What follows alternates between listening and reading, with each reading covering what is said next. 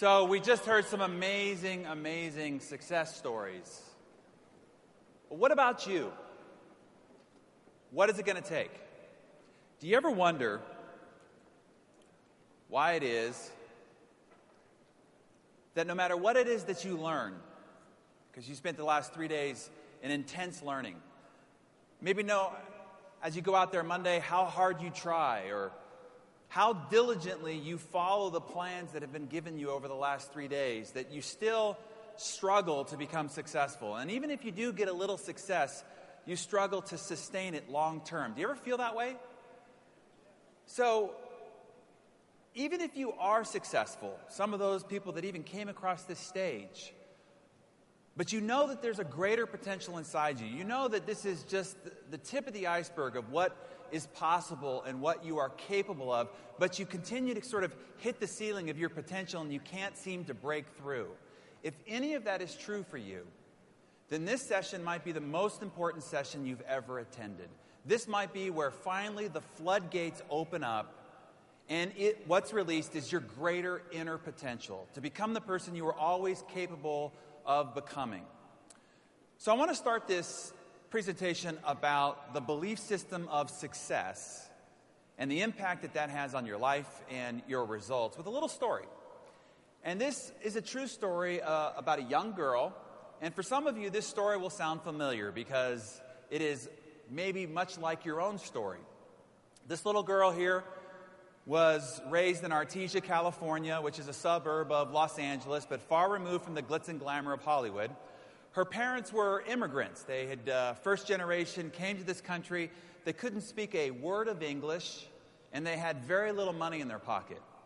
But eventually, they saved enough money, and they bought a little 1,100 square foot home, the best 1,100 square feet that a grocery store butcher could afford. And between the walls of those 1,100 square feet, they raised 7 children. 7. All under the roof of 1,100 square feet. So needless to say, this little girl did not grow up in luxury. Now, she was the 5th child in a line of 7. Now, it doesn't take a birth order specialist to know that 5th from the beginning and 3rd from last is an easy place to get lost in a family.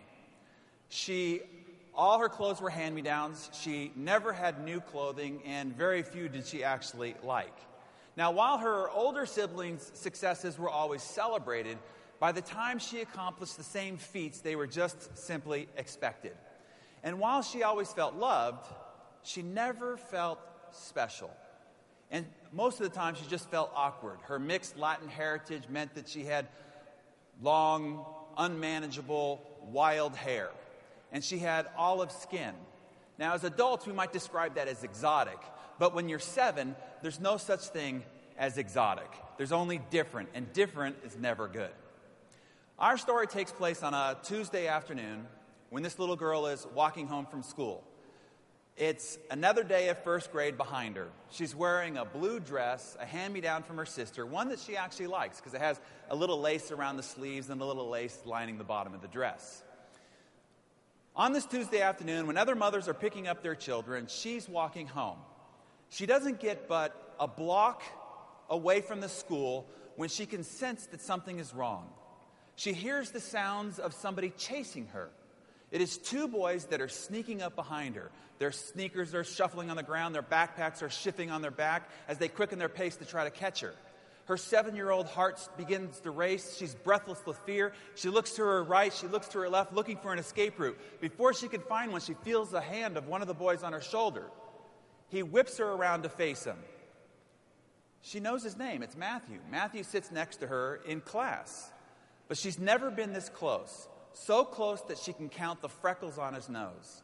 And for a moment, they just stare at each other. But only for a moment, because in the next instant, they attack. They pull her hair, they kick dirt on her shoes, they throw her backpack to the ground, they kick her shins, they pinch her arms. Through her screams, they can hear them saying, "Nobody likes you, everybody hates you, you're weird." She tries to hit back to defend herself, but she can't. "Everybody hates you, nobody likes you, you're weird." Finally, they throw her to the ground and run off. She lays there, silent, stunned, terrified. When she finally catches her breath, she assesses the damage. The strap in her backpack had been broken, her knees were bloodied, her shins were bruised, and the lace on her favorite dress was torn. Beyond the physical trauma of that experience, on that Tuesday afternoon, walk home from school, something far worse had happened. Because when the bruises were healed and the scabs went away, she could not erase the echoes of those boys' voices in her head. Nobody likes you. Everybody hates you. You're weird. And then there was that whisper in her mind for all the years that would follow. Maybe nobody does like me. Maybe I am not worthy. Maybe I'm not good enough. That day on that sidewalk, a belief was planted. And for the rest of those years forward, she would be haunted with that belief. She picked herself up, walked the rest of the way home. When she got home, she walked through the kitchen door and disappeared in a sea of siblings, never to tell anybody about it. How is it that our beliefs are shaped? Because once we do have these beliefs, they shape our destiny. Our beliefs end up becoming the entire way that we experience the world. How we feel, what we see, what we hear. The beliefs that we were installed with end up being how we experience the entire world. Right now, you are all having very different experiences in this world, in this room. Based on the belief system that you've got, you are seeing, feeling, hearing, and experiencing the world completely different, solely based on your beliefs. Your ability to accomplish, your ability to follow through, your ability to talk to other people, your ability to relate with other people is based entirely on the belief systems that you've been installed with. So if you learn how to change your beliefs, you can change your life. You can change the results you can accomplish. You can finally break through some of those limiting belief factors that have been holding you back, maybe without you even knowing.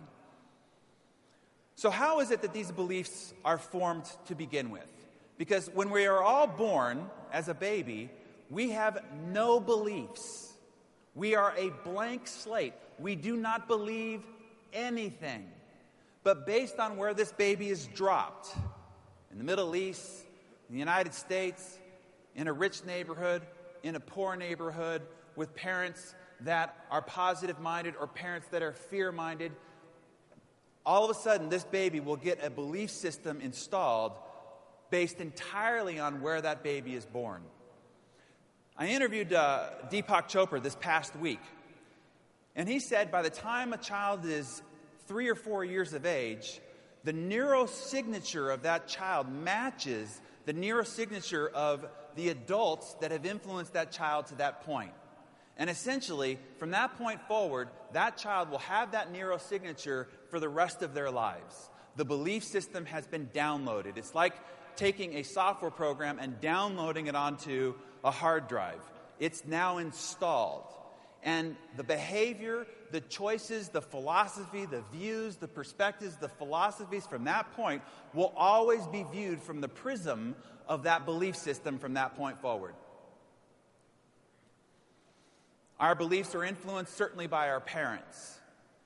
Not necessarily by the things that they say, although sometimes that does have an indelible impact, both positive and certainly negative, but mostly by what it is that we view and watch and observe about our parents. We are trying to figure out ourselves based in comparison, in contrast to the most influential people on the planet, our parents. Our parents are our deity. They are God-like because they have the ability to basically shape our entire being when we have that blank slate. We are also influenced by other adults around you. Could be just people that you meet in the neighborhood. It could be people at school. It could be people at church. It could be people at the playground. These adults are installing software on your belief system. Certainly your peers. One of the most powerful and impactful influences in your life will be the peers around you, certainly at the young age. The sports you got involved with, the people that you hung out with, the places that you went were all influenced by your peers. And then all the experiences that happen within those environments were installed on your belief systems. And then certainly what you were taught. You didn't get a chance to vote on it. You were just taught based on the belief systems of the people who were teaching you. See, as a child, it's actually a survival mechanism. Acceptance is not a choice. It's a mechanism of survival in order to connect and stay safe with the adults that are protecting you at that point. Your name, your language, where you live, the school that you go to, where and what you were to believe were decided for you. You did not make a conscious choice about any of them. And then also what you observe as you travel, particularly as a young person, and you start seeing what other people are doing, what other people are believing, what they're saying about what thing or what person is all being installed in your belief system. So the story continues. This little girl grows up. She's now in the 10th grade. She's sitting in the cafeteria. It's lunchtime. She's sitting with a couple of friends. And then she can feel the unmistakable presence of somebody who had slid into a chair behind her. She turns around and she's face to face with Matthew, the boy from the sidewalk, the boy who had no idea the impact he's had on her life, the boy whose voice she could not get out of her head all of these years she's now face to face with. She is now face to face with, come to find out, the boy who's always had a crush on her. He hands her a folded piece of paper. And on that folded piece of paper, after he scurries off, is written, "Do you like me?" with a checkbox for yes and a checkbox for no. Please pick one. Later that week, they're walking home from school together. It's a fall afternoon. As they're walking, Matthew stops short. He's now inches from her face, so close that she can count the freckles on his nose. For a moment, they just stare at her, but in the next instant, he kisses her. In that moment, she wonders. The belief that she's carried all these years, the belief that held her back, the belief that kept her quiet, the belief that made her shy, the belief that no one liked her, the belief that she wasn't worthy, maybe was all untrue. Because the boy that first kicked her is now her first kiss. These beliefs shaped your world and everything around it. When you look at this man, the president of Iran, because we are in the Western world, you have certain feelings and emotions about this person by just the very sight of them. The thing that's important to understand is that he was elected to office with a 62% popularity rate in 2005 and then again in 2009. Meaning there are people in the millions who believe very differently about this man than you do. Just something to think about. Here's another one. Hugo Chavez was elected to office with a 56% popularity rate. Time magazine nominated him one of the top 100 most influential people in the world in 2005 and 2006. Here in the West, we have a different view of this person. Now, what do you think about this person? Probably some things different this day, but this man was elected to office with a 52.9% popularity rate, raised more money in small denominations than any president in the United States. The people in the West have a very different view of this person. And the only thing that decides the difference between your opinion and their opinion is where the two of you were born and the belief systems that you were given that have shaped the views that you have about these people. Let me give you another example. Depending on where it is that you were born, you have different, passionate, vigilantly decisive opinions different between what these two flags indicate. Here's another example. Particularly going into an election year, each of these two symbols means something very different to everybody in this audience. And mostly, your decision has been based on belief systems that were installed before you had a conscious ability to make a decision about it. And they've evolved over time, certainly. Here's another example. This image evokes a response in you. You have a belief about whether this is right or not. And I know when I visited Malaysia and I saw this, I had a real difficult emotional response to this. And it was like, where's this coming from? I've never seen this because everybody else seems to be just okay with it. But I had a very passionate response to that. It was very difficult for me to see this. Well, there are people in other parts of the world where this image is equally difficult. And the only difference is the belief system that you have about that, and that belief system was probably given to you, not voted on. Right here we have a whole smattering of prophets, gods or deities. And we think, whatever we believe in, everybody should believe in, and that's all that everybody believes in. But what's interesting to know, just statistically, just by the numbers, that Hindu, there are 940 million. 13 million Mormons, 14 million Jews who believe, Moses the prophet. The Buddha, 376 million people. The Christ, 2 billion. Muhammad, 1.5 billion. Yeah, there's a clap over here. I trust we go somewhere else, there's going to be a clap for the Muhammad. It's different belief systems. It's all good. I'm not saying one is better or one is right or one is wrong. That's not it. The whole point is, where did I get these belief systems? What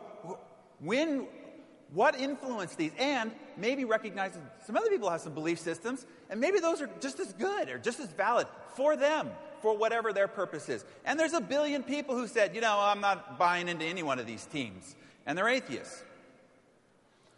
What is this symbol? What is this a symbol for? This symbol has impassioned more people to evangelize, to be born again, to make a positive difference in people's lives. This symbol has also created more wars and more bloodshed than any other symbol in the world. However, this symbol, for a millennia before Christ, was the symbol for the god of Thor. This was the symbol of his hammer. For centuries before Christ, this was on a Celtic coin before Christ was even born. Do you know when this became the symbol of Christ? 4 centuries after his death, when the Constantine emperor finally decided that Christianity can be tolerated. This is the symbol that they took on. But this symbol has people fanatical about an opinion, a belief system, when we have given it its meaning. What does this symbol mean? For a lot of people, this means the Antichrist. This is a satanic symbol. But do you know how this symbol came about? St. Peter, who was martyred and was crucified upside down. This was the symbol that was used to honor St. Peter. How about this symbol? It's a Greek Orthodox cross. It's on their flag. But if you paint it red, it means something totally different, an American Red Cross. And there's so much passion and energy behind each of these symbols that we've given the belief meaning of. How about this symbol here? This symbol means 2 things. One, in Pennsylvania, it is the coat of arms for one of the wealthiest neighborhoods in all of Pennsylvania, twice the median income of any household in America. It also is a Hungarian Nazi party symbol. How about this one? This is one of the most religious symbols for Ireland and for the Celtic tradition. But it's also the symbol that's used for neo-fascist. It's also the symbol that the Zodiac killer left behind when he committed murder. I'm just trying to give you a sense that the beliefs we have about these symbols are made up. We've given it definition. We've given it meaning. I'm telling you, the beliefs that you have about your potential, the beliefs of what you can and can't do, what you're good at and not good at, are made up. You have given it its definition.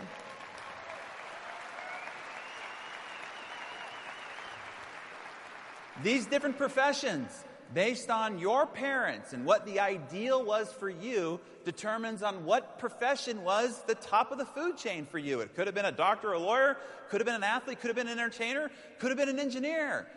Completely and entirely dependent upon who raised you and where you were raised. This is what Voltaire has to say. Every man is the creature of the age in which he lives. Very few are able to raise themselves above the ideas of the times. And I want to challenge you to raise yourself above the ideas of your parents, your community, your society, and whatever little voice has been planted inside your head that's keeping you back. Your installed beliefs are your visual prism. They literally are like walking around the world with 3D glasses, and everything you see around you is reinterpreted entirely different based on your visual prism. You go through the world with this prism in front of everything around you, every experience, and everything is filtered through that prism. And so here's the world that is without your prism. All of a sudden, based on whatever belief system you were given, the world can be this thing that is very ugly, very difficult, very hard, lots of struggle, lots of suffering. Your belief prism could make the same world be hostile, violent, dangerous, fearful. Your belief prism can make the same world be happy, wonderful, beautiful, abundant. And the only difference is not the world, it's the belief prism that you have looking at the world. I'll give you an example. Here's a dog, German Shepherd. Two people could look at the same dog and see two totally different things. One person could look at this big, strong dog and see this.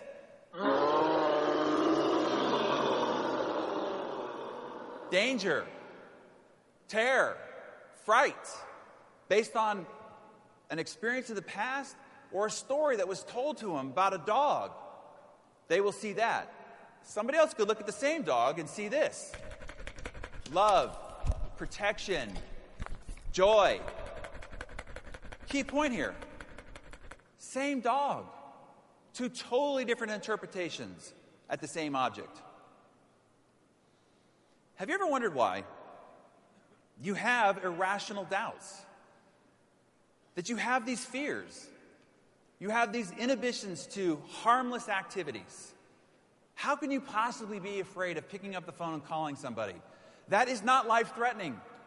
How can you possibly be afraid of standing up here? You guys are not throwing daggers. You're not even throwing food at me. If anything, you're throwing me love. How could this be scary or difficult? But we have these irrational fears that we've made up. Let me tell you how this happens. I call it the cave syndrome. You walk past the cave, and sometime in the past, you walk by and out came the head of a cougar. And your immediate response was to run like hell. It's a survival mechanism. That's what we go through life is we end up collecting these experiences that say, danger, run. Now, here's what happens most of the time. You've never even seen a cave. But your ancestors have passed down this story that these caves are very, very dangerous. And if you see one, run like hell because this is how you will be able to survive. So what ends up happening is you end up collecting these cave syndromes. And then you start comparing and examining everything against one danger. Okay, that's like this is danger. That's like this is dangerous. That's like this is dangerous. And it becomes all these different cave experiences. So now, when you take a look at very innocuous, very unthreatening circumstances you've associated because one time somebody rejected you, one time somebody made you feel bad, when you talk to them or when you're on the phone or when you ask somebody for something, now all of a sudden you're deathly afraid to call people. You're afraid to meet somebody new. You're afraid to stand in front of a small group of people. You're afraid to stand in front of a group of people. You're afraid to go to a networking event and introduce yourself to somebody. You're afraid to talk to somebody in the elevator and tell them about your great opportunity. Why are you afraid of something so not threatening? Cave syndrome. You have these stories, these legends that have been built up in your head, and you've connected all these neurosignatures that all these things are dangerous, and it's holding you back. And intelligence doesn't matter. Have you ever met somebody who's brilliant? They got a doctorate, they're amazingly intelligent, and then you start to listen to some of their beliefs, and you're like, what? How can somebody so smart believe something so ridiculous? I meet people all the time. Here's the key point. Intelligence has nothing to do with belief. Some of the most intelligent people in the world have some of the most whacked out belief systems you'll ever hear. Because it's not an interpretation of intelligence. It's an interpretation of the belief systems that were installed long ago, and then the caves have been stacking up on top of that. Now, your beliefs end up becoming your identity. You end up wearing a mask of the things that you have determined make up who you are. And that mask can either be, I am worthless, I am incompetent, I am powerless, I'm dependent, I am victimized, I'm suspicious, or it could be, I am worthy, I am competent, I am powerful, I am loved, I am trusting, I am accountable. Based only on your belief systems. Once these beliefs are installed, you can only see the world through this prism. Let me give you an example. I want you to pay attention. I'm going to show you a video, and it's going to test your ability to pay attention. For some of you who have already sort of seen this, just keep quiet, let everybody else experience it. Don't tell them the number of times that this actually happens. I just want to show you this as an example. This is an awareness test. How many passes does the team in white make? Go!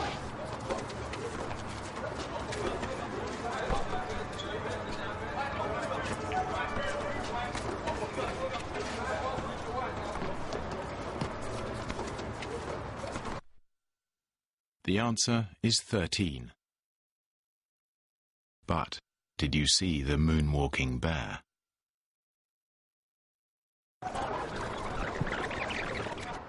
Go!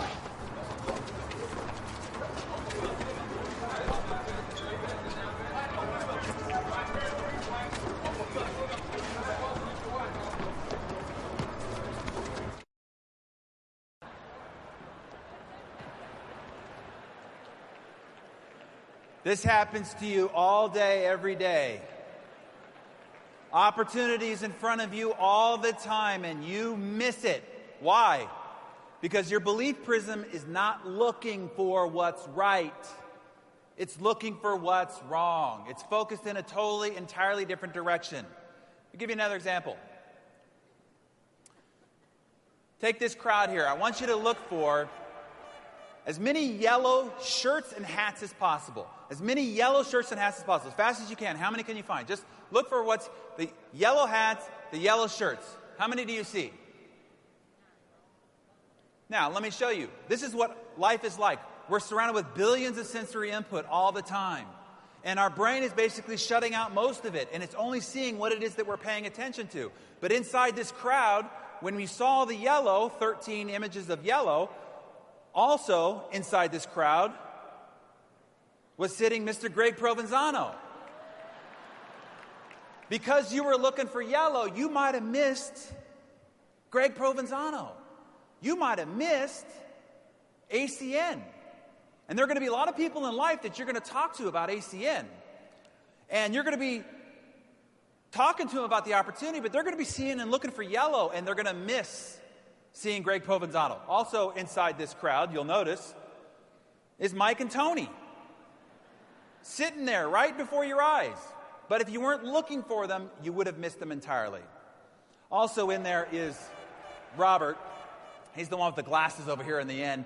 I got it off of one of his poker playing pictures. He's in there as well. Here's how this works. Important that you understand that this is a reality. I'm not making this up. There's a reticular activating system inside the base of your brain. It's a group of small cells. And the job of those small cells is to filter and sift through all of the sensory input that you're getting on a regular basis. And all it does is it looks for things to match up with what it is that you already believe, what it is that you already know. It's looking to validate what it is that you already know or what it is that you're looking for. And so that's how you weeded out Greg Provenzano. You weeded out Mike and Tony, and you just looked for and you just saw what was yellow. That's why you were watching the bouncing ball, but you missed the moonwalking bear, because your reticular activating system focused you in that direction. So everything you hear, everything you see, and everything you smell is being filtered through this reticular activating system. If not, you would go nuts. All the sensory input, you would explode. Your nervous system could not handle it. So its job is to filter and vet. But what's happening is it's filter and vetting out what's right, what's positive, what's possible that's outside of your existing belief system. Have you ever been in a noisy airport and then all of a sudden somebody says your name and you're like, there could be all sorts of crazy noise, but then all of a sudden somebody says your name and you hear it. That's your reticular activating system. It matches what it is that you already know or what it is that you already believe. Another example, have you ever gone and bought a new car and you wanted to buy something really unique? Something that not a lot of people had. And after you bought the car, you're driving on the highway and you realize, holy crap, all these people bought the same car. The reality is they had already existed there, but you didn't actually see them because you weren't looking for them. Now all of a sudden your reticular activating system is activated about that particular car and you see it everywhere. Your prism becomes your prison. And this is what holds back opportunity. This is what keeps back love. This is what keeps back intimacy. This is what keeps back happiness. And this is what keeps you back from being able to break through and become a leader. These limiting beliefs fall into three main categories. And as I go through these, I want you to sort of recognize where you might fall into this, because I want to have you recognize where you're at so that we can break those bars of prison limiting beliefs that are holding you back so that you can break through and finally become the person you're capable of becoming. Here's one, hopelessness. It's a harsh word, but most of us have some level, some sense of hopelessness. It won't happen for me. Oh, sure, these circle of champions, they're special, they're unique. They can do it, but it won't happen for me. There's no use even trying. This is for other people, not me. They can do it, but I don't think I really can. That's hopelessness. Helplessness. I don't have the ability to do that. I'm not good at that. I'm not good at speaking in front of people. I'm not good at sales. I'm not good at persuading and convincing other people to follow me. I'm too weak. I'm too afraid. And then the third is, and this is the biggie, this is where at some point somebody, when you were a child, broke your heart. And you got a sense somewhere, somehow, of worthlessness. I don't deserve it. I'm not good enough. They won't like me. The consequences of these limiting beliefs show up in your life as results in these ways. Difficulty in relationships, marriage, sex, intimacy, friendships, and children. Shows up in work, your confidence, or your doubt, and your abilities that affect the future. Your belief that you could do this, your belief that you are capable. Shows up in play.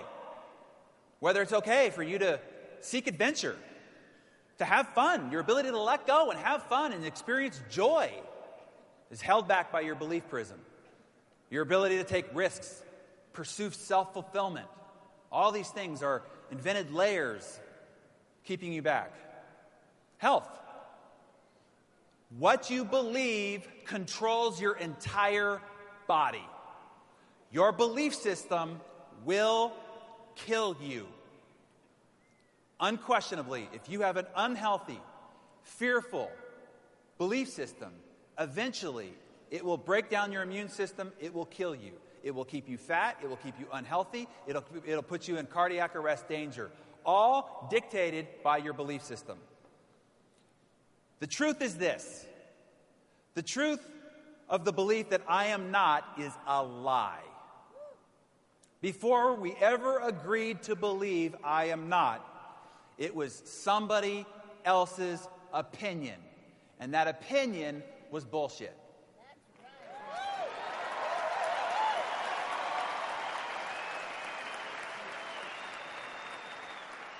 I see a lot of you taking photos of the screens over, just to make this easy for you if you want a copy of all these slides, so you can just sit there and listen and take it in and see what part of this is true for you. You get the entire slide deck sent to you. So all you have to do is text Instead of a phone number, you just text 58885, and in the body of the email, you just put belief, your name, your actual name, your email address, and it will email you a copy of the entire slide deck. Is that helpful?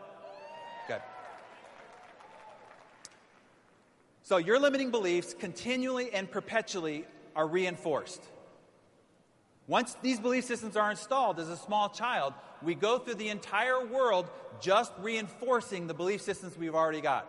We interpret information that comes to our senses, and then we mold it to fit the way that we want the world to be, and not necessarily how it really is. It's a process called belief confirmation. And this is the reason why you can give a convincing argument to somebody, intellectually destroy their ideas and opinions, and they still will not hear it, because they only actually take in what matches the belief they've already got. Let me give you an example. This is how it's reinforced. This is how the reticular activating system is looking at the world and matching up with what it already believes. Seeking what it is that you're looking for. You're looking for that which reinforces, and sometimes that which reinforces is your own self-talk. I don't know, I don't think this is for me, I don't think I can do it, I don't think I'm capable. And you're looking at references. Oh, see, that person couldn't do it. See, that person, see, I knew that this was no good. All they're doing is looking for validation to their existing belief system, and that's all they can see. Filtering. This is what's called a confirmatory bias. We ignore data that contradicts. So if you're a Republican, you're ignoring all the data that's positive about the Democrat. You're not even hearing it. It's not even connecting. If you're a Democrat, same thing. If you're from the West or you're from the East, you're only looking to validate what you already believe. You are not interested in believing anything different than you already believe. That is true of your belief about your potential, true about your belief in your ability to succeed.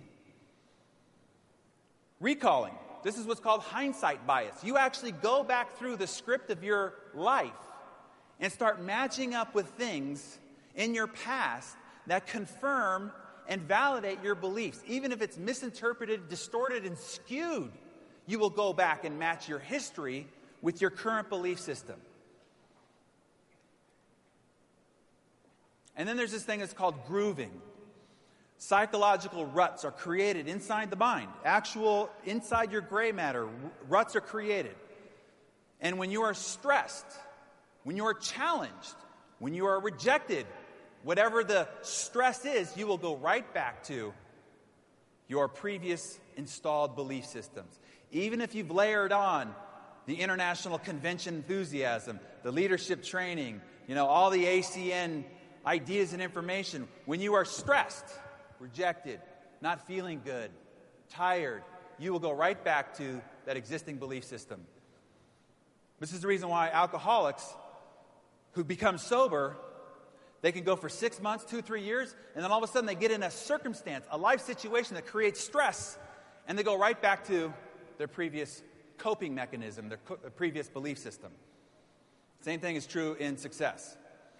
And then this becomes your identity. The longer that you've held on to these belief systems, the more publicly you have declared this is what you believe. You have built and dug deeper root systems into your psyche. And you're less likely to give it up based on how long that you've held these beliefs to be true for you. It becomes your identity. And I'm telling you that as a warning. For some of you, some of your beliefs that are holding you back, that are limiting, that were installed without your consent, have been growing for a long time, and it's going to be difficult, but you can extract them. I'll show you how to extract them. But I just want to tell you that it might be difficult. It will take effort. You will have to work at changing the belief systems that are holding you back, locking in your potential. Belief is a skill. It is something that you can learn. You came in with no beliefs. You were trained to have these beliefs. They're all learned, so that means that they are unlearnable. You can reshape your beliefs. You can unlock the prison doors. The greatest example of all, we've all heard it 100 times, but it's the greatest example because scientifically it was measured. Roger Bannister, 1954. Before Roger Bannister, an Englishman, for crying out loud. My last name's Hardy. I'm English. The idea of running a 4-minute mile does seem crazy. Everybody in the scientific community said it was impossible. It was dangerous. It would put too much stress on the organs, too much stress on the joints. Your heart could explode if you tried to break the 4-minute barrier. That was the commentary going into 1954. Roger Bannister did not allow that belief system to get installed. He did not believe it. In 1954, he ran, despite hundreds, thousands of people trying but not really believing. He broke the 4-minute mile. The most interesting part about this story is in the next 12 months, hundreds of people broke the 4-minute mile because the belief system was changed. Here's what was found out scientifically. Research psychology of performance validated there is a link between the mind and the body. What you think and believe will affect how you behave and perform, thus shape your entire life. All your behavior, all your choices, all your outcome, all your performance is entirely shaped by your belief system. Change your belief systems, you'll change the rest of the continuum. How do we do it? This is what I've come here to do. Help you uproot some of these limiting belief systems and install the positive belief systems you need to become a circle of champion and end up on this stage and change your life and change the relationships in your world. 4-step process. Your goal, your outcomes in life are nothing but compounded habits. How many people here have read the Compound Effect? Okay. If you haven't, read it. This is the thesis. Your habits are obviously just behavior. They're actions repeated over time. And that time compounds either a positive habit into a positive trajectory or a negative habit to a negative outcome. Now, behind behavior, we know, are choices. The choices that you make are the control center of your entire life. That activates this entire continuum. But here's why I'm here. I wrote that book to try to change people's lives. It changed a lot of lives. But there are a lot of people's lives it didn't change, and that pissed me off. Why do they keep making bad choices? Why? They know they need to make a better choice. They want to make a better choice. They desire a better choice. Why do they keep making bad choices? And then it's like splitting the atom. And then finding below that quarks, and then finding below that light and energy. And oh my God, that's the essence of this whole thing. Behind it all is belief. Whatever they believe is what's dictating their choices. Whether they want it or not, it continues to dictate their choices. So that's where we've got to go. We've got to take the tree from the roots and extract it and plant what it is that we want in that ground. So the first step is to identify what belief is holding you back. You can find it based on the goal that you want. What's the goal you want? Become a circle of champion. What do I have to believe about myself, about this company, about America, about my future in order to become a circle of champion? And then compare and contrast that. Well, this is what I need to believe, but oh shit, this is what I believe. So the first step is identification. So I had this built for you. You're the first to ever see this. Some of you have already done this. It's what's called a core belief assessment. And it will take you through 100 different questions, and it will vet out what might be the limiting beliefs that are holding you back. So you can go and you can take that assessment for free. It's at darrenhardy.com/belief. darrenhardy.com/belief. And then it will send you a report that says, here's the height of the prison bars that might be holding you back in these areas. Here's number 2. Draw a line in the sand. This is it today. No more. I don't believe that about myself. I don't believe that about other people. I don't believe that about our future or about this economy anymore. This is the line in the sand. I used to believe X. Fine. Let's say the truth. Okay, yeah, you once believed something crappy about yourself. Fine. Draw the line. But now I'm getting better at blank every day. I was saying it backstage, I used to be terrible at telling stories. Used to be terrible at telling stories because for the longest time, I told myself I suck at telling stories. And what happens? I reinforce the fact that I suck at telling stories. So I draw a line in the sand and I say, I used to, but today I'm getting better and better every day. That's number 2. Make a decision. Number 3, you have to immerse yourself in the contradictory belief systems, the ones that you want to have, the ones that compel you to move forward. So, how do you immerse yourself? Number 1 is information. Surround yourself with positive, abundant-minded, prosperity-based information. Saturate your mind with positive, instructional, informative information. You guys have got a brand new tool that is tremendous. I'm a little ticked off to tell you, this is essentially, we've spent $20 million building all the intellectual property that is what is success. And essentially, this deal gives you, it's almost like opening the doors to our Library of Congress, and everything's on the shelf. And you can take any book you want, any article, any video, any audio you want, and take it off the shelf and experience it like a Netflix online streaming program anytime you want.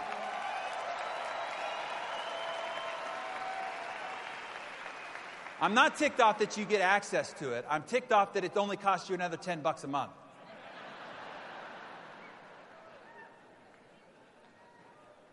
And then your associations.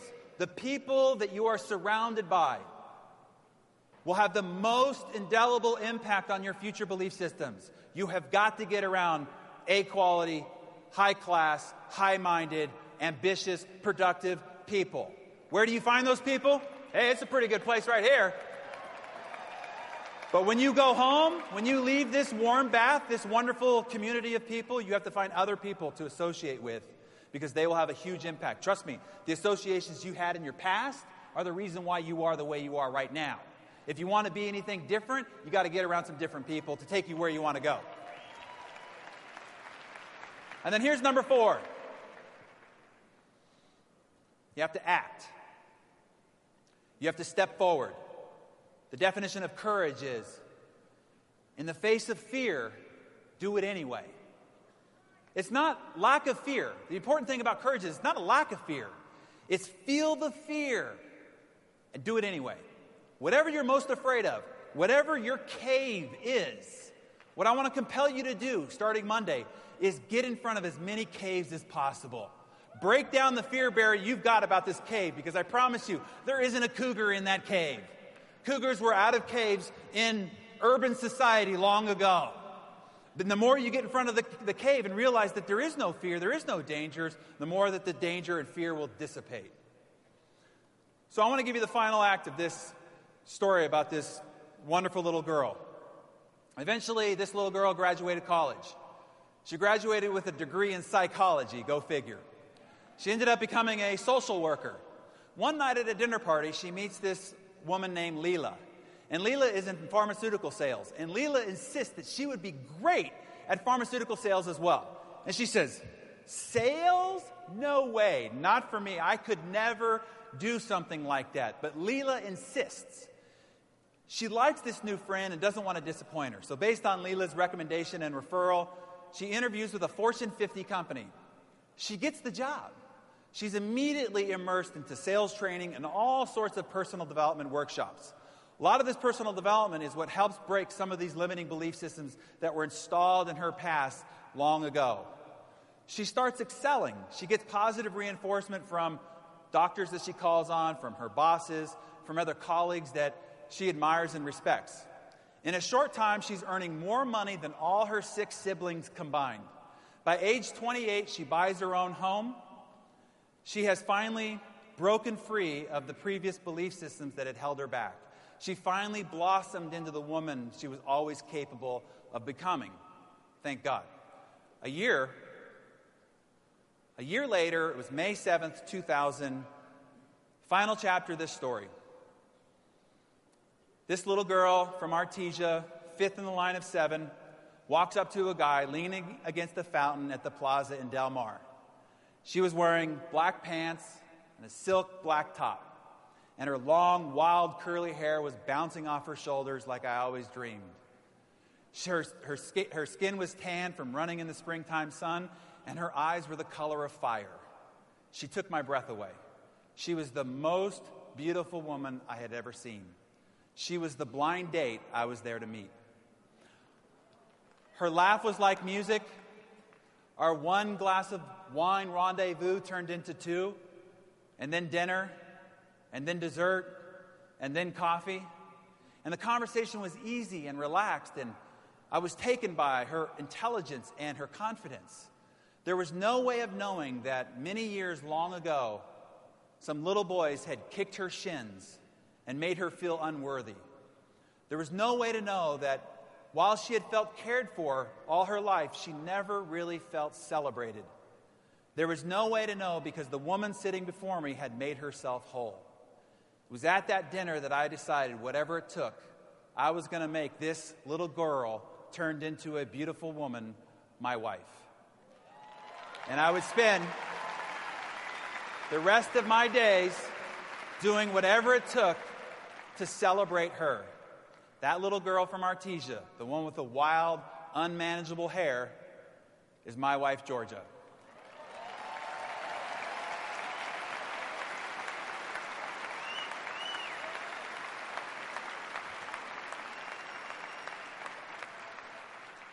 Inside of you is your greater you. And sometimes it just takes one person to tell you that you are special, that you are capable, that you are worthy. I want to be that somebody. I want that someday to be right now, today. If you made it in this room, you are special. If you're attracted to this organization, if you got inside these walls today, I am telling you, you are special. There are 520 million people in North America who could have been here, but only you made it here. That does mean you are special. There is something inside of you. But I want you to hear this. Listen to me very carefully. I want you to hear this. I want these words to break down any limiting belief system, any limiting belief bars that are still holding you back. You are worthy. You are capable. You can do this. You will prevail. I believe in you. Thank you.